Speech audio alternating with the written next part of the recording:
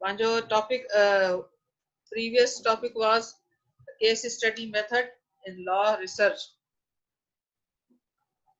Now, what is a case study method?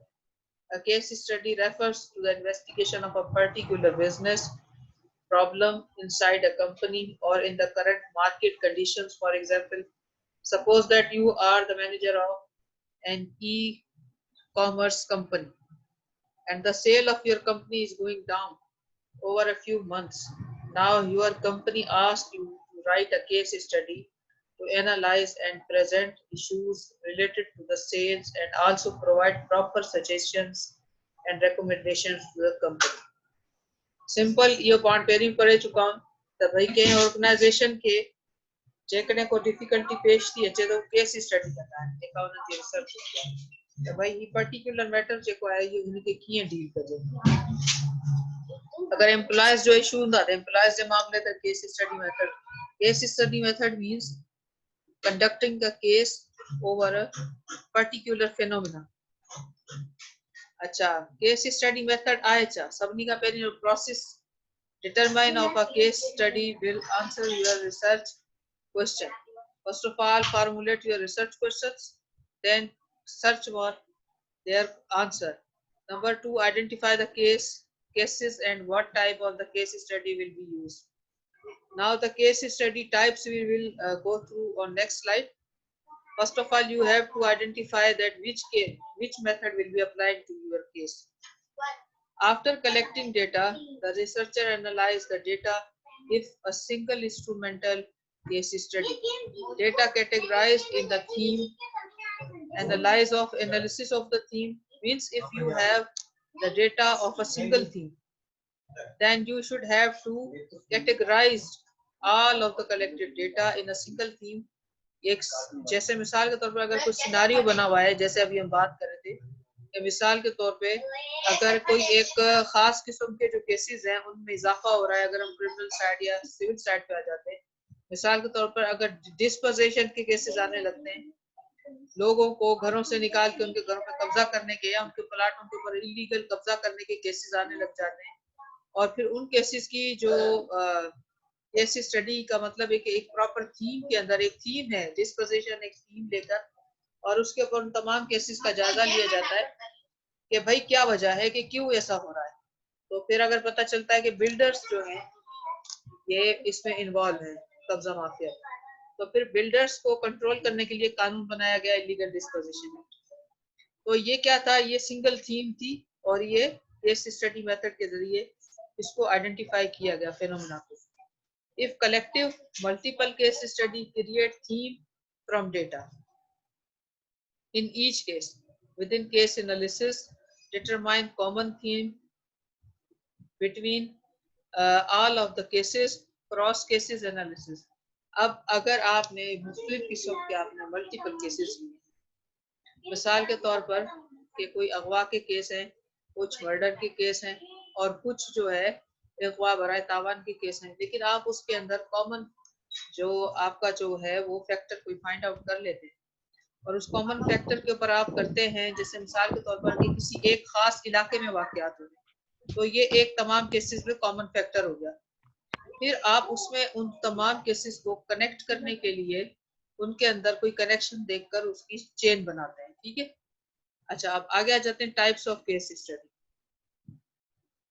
अगर हम types पे आते हैं तो टाइप्स के अंदर हमारे पास इंडिविजुअल केस स्टडी हो गई set of individual case study हो गई और कम्युनिटी केस स्टडी हो गई सोशल ग्रुप स्टडीज हो गई study of organisations and institutions हो गई अच्छा इंडिविजुअल केस स्टडी के अंदर जैसे इन्होंने यहाँ पर 2-3 लोगों के नाम लिखे हुए अगर हम ये नाम ना लें और अपने पास से कोई नाम लेते हैं अपने पाकिस्तान की एग्जाम्पल लेते हैं जैसे अगर हम इंडिविजुअल केस स्टडी किसी एक बंदे की लाइफ को हम देख रहे हैं कि उसमें क्या हो रहा है तो उसके अंदर हम ले लेते हैं भुट्टो साहब को ले सकते हैं उसके अंदर हम कायद आज़म को ले लेते हैं या लियाकत अली खान साहब को ले लेते हैं या फिर जो हमारे हिस्टोरिकल जो शख्सियात हैं अल्लामा इकबाल है उनको ले लेते हैं उनकी लाइफ के तमाम फेजेस को अगर हम इंटरेस्ट के साथ और उसके अंदर स्टडी करते हैं और अप एंड डाउन्स को नोट करते हैं तो ये इंडिविजुअल केस स्टडी है अगर set of individual case studies यानी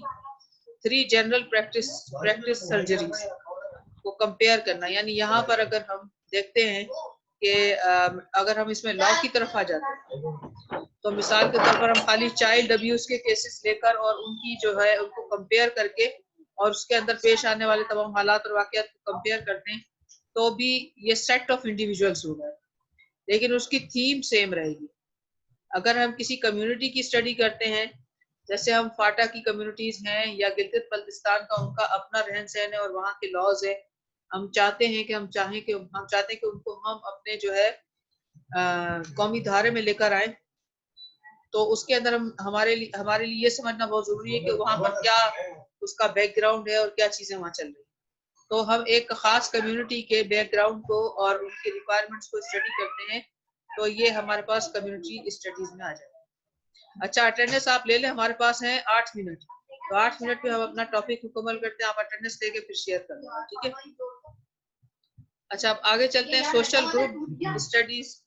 अब सोशल ग्रुप्स के अंदर क्या होता है कि हम सोशल ग्रुप में हम खास जो है मिसाल के तौर पर अपने किसी एक खास एरिया के लोगों का ले लेते हैं। जैसे यहाँ पर तो इन्होंने स्मोकर्स और म्यूजिशियंस वगैरह लिए हैं, तो हम यहाँ पर अगर डॉक्टर कम्युनिटी ले लेते हैं या लॉयर्स की एक कम्युनिटी ले लेते हैं और उनकी जो डिस्कशंस वो क्या करते हैं, किस तरह खाते पीते उठते बैठते हैं, या उनकी क्या नीड्स हैं, या जजेस को ले लेते हैं, जजेस कम्युनिटी के ऊपर हम रिसर्च करते हैं सोशल ग्रुप के ऊपर जो कि वर्किंग है, तो ये हमारी सोशल ग्रुप स्टडीज में आ गई। और studies of organisation and institutions, जैसे कि हमने अभी सबसे पहले जो एग्जाम्पल ली थी, तो उसके अंदर बिल्कुल सेम जो है वो हम यही बात कर रहे थे कि स्टडी ऑफ ऑर्गेनाइजेशन यानी किसी एक जो है कंपनी के अंदर कोई अगर प्रॉब्लम कोई कंपनी फेस कर रही है तो उसके फिनोमेना के ऊपर हम स्टडी अगर करते हैं, ठीक है। अच्छा, अब हमारे पास ये टाइप्स हो गए। There are 5 types of case study method. How to prepare a case study के अंदर हम किस तरीके से राइट कैसे करेंगे case study. Preparing case is mandatory before begin writing your case study. You must follow the following points to prepare your case. अब अगर आपने केस स्टडी मेथड के ऊपर राइट करना है कोई किसी से चीजें, तो आपने क्या क्या काम कौन कौन से स्टेप्स आपने लेने हैं उसके ऊपर हम आ जाते हैं। वो सारे स्टेप्स हम देख लेते हैं। तो फर्स्ट ऑफ ऑल जो है आपको एनालाइज करना होगा, रीड करना, एग्जामिन करना द केस थॉरोली, पूरा देख लें आप उसके अंदर क्या क्या फैक्ट्स हैं। Number 2, focus on your analysis. आपने उस पर फोकस एक ही बात पे रखना है जिसका आपने सॉल्यूशन ढूंढना है या जो आपकी थीम है। अब उसके अंदर फोकस किस किस चीज को आप करेंगे, आइडेंटिफाई एटलीस्ट 2 और 3 की प्रॉब्लम्स जो आपके केस के अंदर राइज हो रही हैं जिसका आपको सॉल्यूशन ढूंढना है, ठीक है। That you have to cover in case study. B, now try to understand why this problem exist. जब तक कि आपको काज का पता नहीं चलता आप सॉल्यूशन नहीं ढूंढ सकते। तो सबसे पहले आप काज ढूंढेंगे कि क्या वजह है। Now try to understand why this problem exist, ये हो गया। फिर आ जाते हैं see, what is the impact of this problems on organisation. अब आपने देखना है कि जिस ऑर्गेनाइजेशन में के बारे में आप कर रहे हैं केस स्टडी या जिस कम्युनिटी के बारे में, तो उनके इन चीजों का क्या असर हो रहा है। D, who and what is the responsible for these problems, यानी इसका सॉल्यूशन कैसे ढूंढा जा सकता है। अब हम नेक्स्ट पे आ जाते हैं। Number 3, uncover possible solution by reading, experiencing.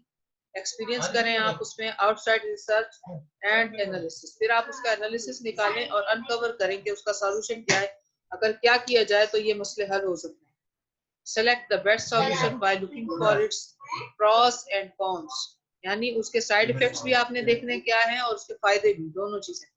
And checking whether the solution is realistic और नॉट, यानी आपने ऐसा सॉल्यूशन नहीं ढूंढना जो आसमानों के ऊपर होता हो, जमीन पे बात करनी है, यानी आपने प्रैक्टिकल नेचर का उसका जो है सॉल्यूशन निकालना है। अब आ जाते हैं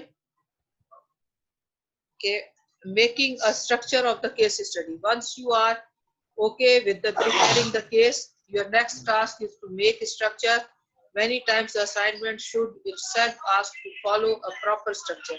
कभी कभी आपके पास जो मैटर आता है वो खुद आपको गाइड करता है आपने कैसे करना है इस काम को, ठीक है। Mention in the details file, if the structure is not providing in the detailed file, then you can follow the standard structure of this tutorial presentation। जब हम आपको बता रहे हैं, अब आपने फिर अगर आपको वो नहीं बता रहा आपकी केस फाइल, तो आपने क्या करना है, सबसे पहले आपने क्या करना है कि उसकी समरी बना लेंगे, एग्जीक्यूटिव समरी, ठीक है। Executive summary is generally written for providing an overview of full case study. You can refer to the business report presentation to understand how to write a general executive summary. General executive summary के अंदर तमाम चीजें शामिल होती हैं, details नहीं होती, सिर्फ और सिर्फ जो है आपके पॉइंट्स शामिल होते हैं। अच्छा, अब आ जाते हैं डिटेल में। तो जब आप डिटेल में जाएंगे तो इंट्रोडक्शन सबसे पहले लिखेंगे अपने, उसके अंदर आपने इंट्रोडक्शन के अंदर समराइज वे में आपने अपना फार्मूला बताना है, अपने प्रॉब्लम अपनी बतानी है, introduce your thesis statement and elaborate with a few sentence. अच्छा, उसके बाद फाइंडिंग्स आ गई। फाइंडिंग्स क्या होती है? फाइंडिंग्स ये है कि describe about the issue you have identified in the introduction.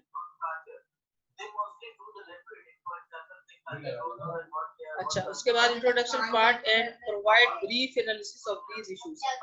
The analysis of the issue should be supported by the proper evidence and the facts given together with the relevant theory and course concept। अच्छा, अब आ गया discussion. Discussion में आपने problems और उसका solution दोनों चीजों को, एडवांटेजेस डिसएडवांटेजेस और कॉन्टेक्स्ट, सब कुछ आपने उसके अंदर टोटली जो है डिस्कस करना है, उसका आपने इन्फ्रेंस ड्रॉ करके लाना है। फिर कंक्लूजन लिखना है आपने। कंक्लूजन के बाद आपके पास रिकमेंडेशंस आएंगी कि आपने रेकमेंड करना है कि क्या आपने करना है कि इस मसले को हल करने के लिए, क्या इसके सॉल्यूशन से वो बताने। फिर आ गया इम्प्लीमेंटेशन के इनके ऊपर इम्प्लीमेंट कैसे किया जा सकता है, उसके अंदर आपने एक फ्रेमवर्क देना है। आखिर में लास्ट में आप रेफरेंसेस लिखेंगे। Now your case study is complete. References आपने कहाँ से लेने कि मैंने फला केस देखा, उसमें इस तरह हुआ, उसमें भी ऐसे सॉल्व हो गया, फला देखा। उसमें आपने एक से ज्यादा लोगों को, एक से ज्यादा जो आपकी केसेस के अगर पहले से कोई सॉल्यूशन निकले हुए हैं, जैसा कि अगर किसी ने कोई आर्टिकल लिखा उस प्रॉब्लम पे, अगर किसी ने कोई बुक लिखी, अगर किसी ने कोई जो है इससे पहले काम किया है, तो वो उसने अपने रेफरेंसेस में उन सबको मैसेज मेंशन कर देना है। तो case study method is always adopted in the law study, और उसके अंदर जो है लॉ के अंदर प्रेफर किया जाता है इसको, इसीलिए आपको केस क्लास की बात की जाती है। अच्छा, अब हमारा जो मीटिंग है वो आउट ऑफ टाइम हो गई है, खत्म होने वाली है, तो अटेंडेंस ले ली आपने? जी मैम जी।